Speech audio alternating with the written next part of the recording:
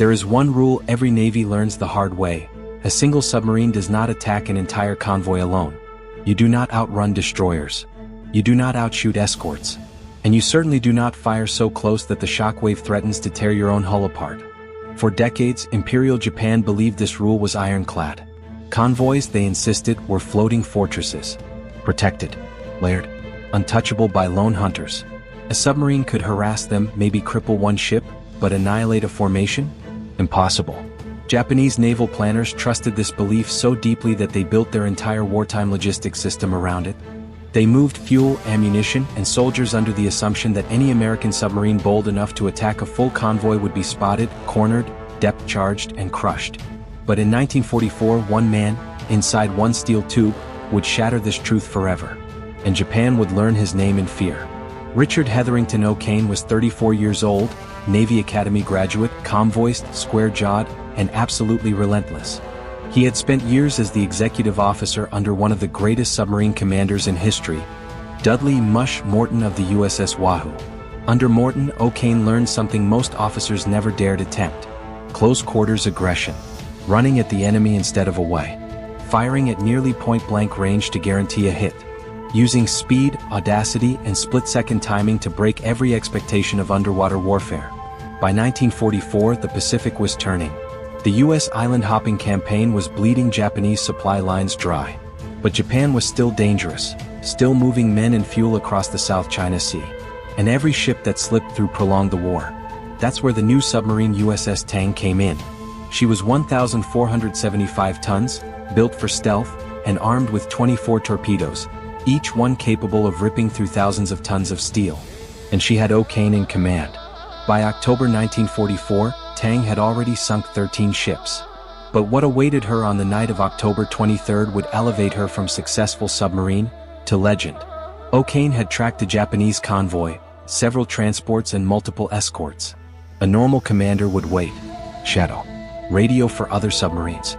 But waiting meant that cargo, fuel, men, munitions would reach Luzon and strengthen Japan's defense. So O'Kane made his decision. He would face the convoy alone. And he would strike first. Night. South China Sea. A thin sliver of moon. The Tang runs at flank speed, 20 knots on the surface, cutting directly across the convoy's path. O'Kane grips the periscope handles. Targets fill the lenses. Range, 1,500 yards. Closing fast. He gives the command. Stand by tubes 1 through 6. The torpedo men tense. The crew falls silent. 1,200 yards. The ships loom larger, black silhouettes pushing through silver waves. 900 yards. Close enough for the Japanese lookouts to hear Tang's engines if the wind shifts. 700 yards. O'Kane fires. 6 torpedoes roar out in rapid succession. Compressed air hissing, steel tubes shuddering, the submarine rocking backward from the recoil. The first torpedo slams into a transport. Then the second. Then the third. Explosions tear open the night like thunder.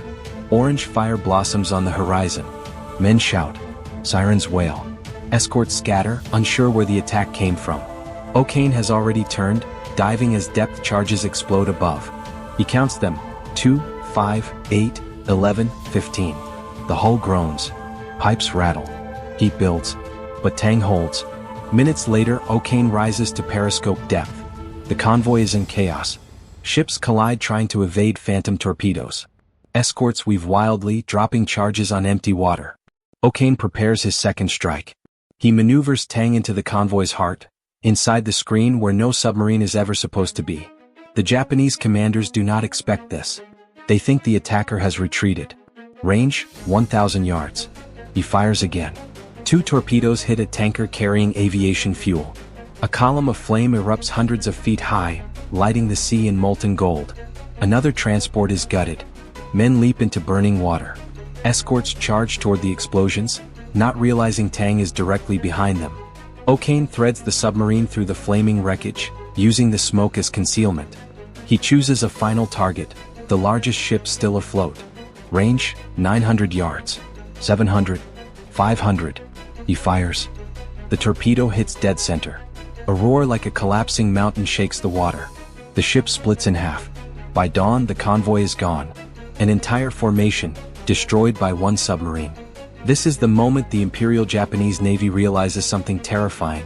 There is no safe convoy anymore. If you find this kind of forgotten history as fascinating as we do, we'd be honored if you'd hit that subscribe button. We believe these stories of courage, sacrifice, and genius deserve to be told. And by subscribing, you help us ensure they aren't forgotten. But Tang's night isn't over. O'Kane detects an escort circling back. He pushes Tang to full speed, skimming the surface, the bow knifing through waves. The destroyer spots him. Searchlights blaze. Shells splash dangerously close, geysers of white water hammering the deck. O'Kane turns sharply. Torpedo tubes flooded. Gyros set. Range drops rapidly, 2,000 yards. 1,500. 1,100. 900. The destroyer fires. A shell screams overhead. Another slams just short of the hull, showering Tang with fragments. O'Kane fires. The torpedo streaks ahead, white wake glowing in the destroyer's lights. It hits beneath the forward magazine. The explosion rips the destroyer open. She sinks in minutes. Silence falls. Tang has done the impossible. But the danger is not over, not yet. O'Kane prepares to fire his final torpedo, unaware that this last weapon is faulty. He launches. It circles back. The torpedo turns in a deadly arc, its engine whining louder, closer. The crew realizes too late. Impact. A massive blast tears into Tang's stern. The submarine lurches violently. Lights flicker. Water floods the aft compartments. Men are thrown off their feet. Tang sinks stern first into the black. Yet even here, O'Kane's story does not end. A handful of survivors escape the forward compartments using Momsen lungs, a near impossible ascent from 180 feet. O'Kane is captured. But Japan now knows the name of the submarine that almost single-handedly destroyed its supply lines. What Japan didn't realize in that moment was just how much damage one submarine had already inflicted.